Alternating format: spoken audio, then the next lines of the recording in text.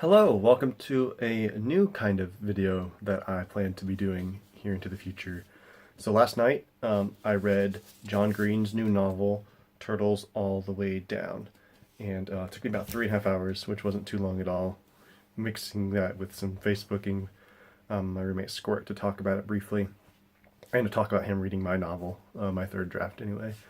But I just wanted to talk about what I liked about Turtles, what I didn't like. How it compares to other of John Green's works, and just the ways that I enjoyed it, hated it, and interacted with it. So as I was reading it, I was messaging Squirt, and at one point I told him, "This hurts. Like emotionally, reading this novel hurts." So if you don't know, the main character Asa Holmes has obsessive compulsive disorder. And so it's told from a first person perspective. So there are several times throughout the novel where you just get these paragraphs of alternating thoughts.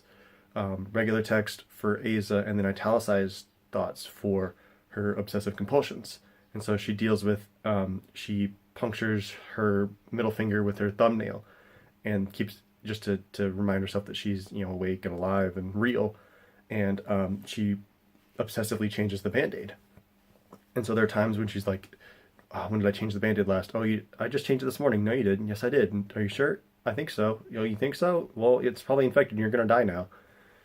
And then she's obsessive about getting C. diff from the food that she eats, and the way her stomach reacts to the food, and the fact that she's just full of this microbiome of bacteria that she has no control over.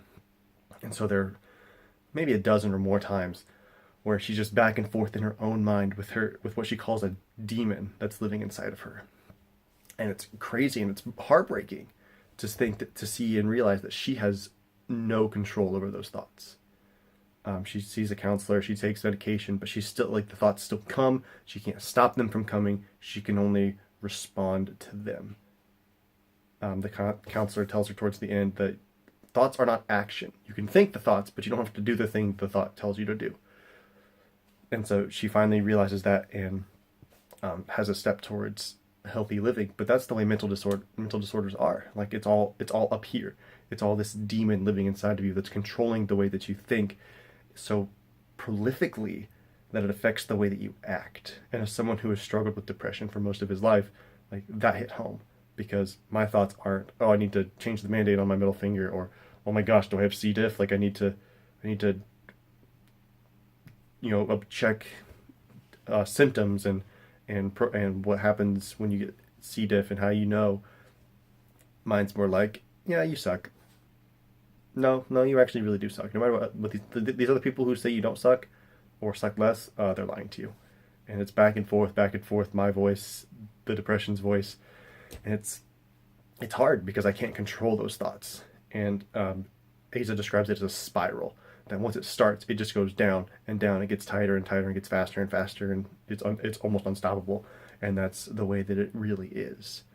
Another thing is the main driving plot really is this rich man disappears, and Asa knows his son from camp several years before, and so she reunites with him, and they had met at a camp for kids with dead parents, and so they bonded over that initially, and that comes up throughout the novel.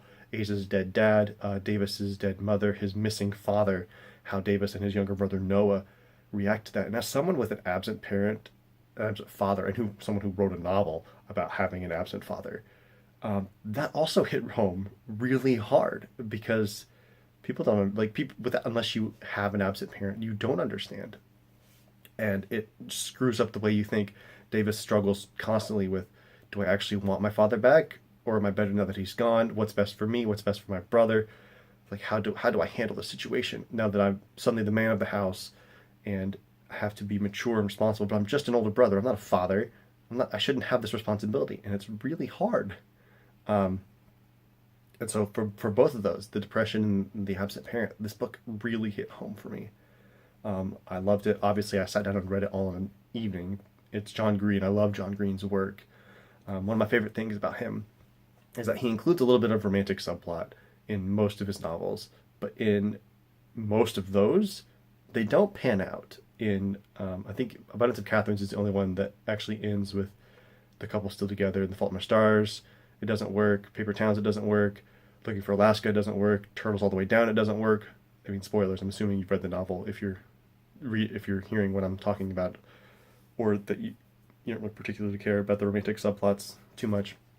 But I appreciate that, um, because they're teenagers. Like romance can be fairly fickle as a teenager, even as a young adult. Like whether you're a teenager or in your lower mid 20s, like relationships can just start and stop for what seems like no reason. It seems like arbitrary happenstance, and I appreciate that because the romance is never is rarely the driving force of the novel, and then it just kind of happens. Maybe it fizzles out, maybe it doesn't, and I really appreciate that about his works. Um, I love it. Loved Turtles All the Way Down. It's probably now my favorite John Green novel. Before it was An Abundance of Catherines, for similar reasons. Like it Abundance of Catherines hit home for me in a specific way, but Turtles All the Way Down hit home in such a powerfully in two such powerful personal ways that I loved it. If you don't have a mental disorder, or you want to introduce someone to what it's like to live with disorder, show them some of the paragraphs in this book where Asa just goes back and forth and there's no punctuation, which makes the thoughts just run together like madness. And that's what it's like to have a mental disorder. It's like you're completely out of control of your thoughts, and there's this rational side of you and there's this irrational demon inside of you arguing with you almost constantly. And that's what it's like. And that's what John Green shows. As someone who struggles with obsessive compulsive disorder, John Green knows. And this is a very personal book for him, and it's very personal for me, and I'm sure it's just as personal for anybody out there with a mental disorder who reads it. So I highly recommend it. It's amazing. I love it. I might be a little biased, but I loved it. And if you want to understand what it's like to live with a mental disorder, read Turtles. If you want to enjoy a fun young adult story that really just rocks, read Turtles. It's awesome. I love it.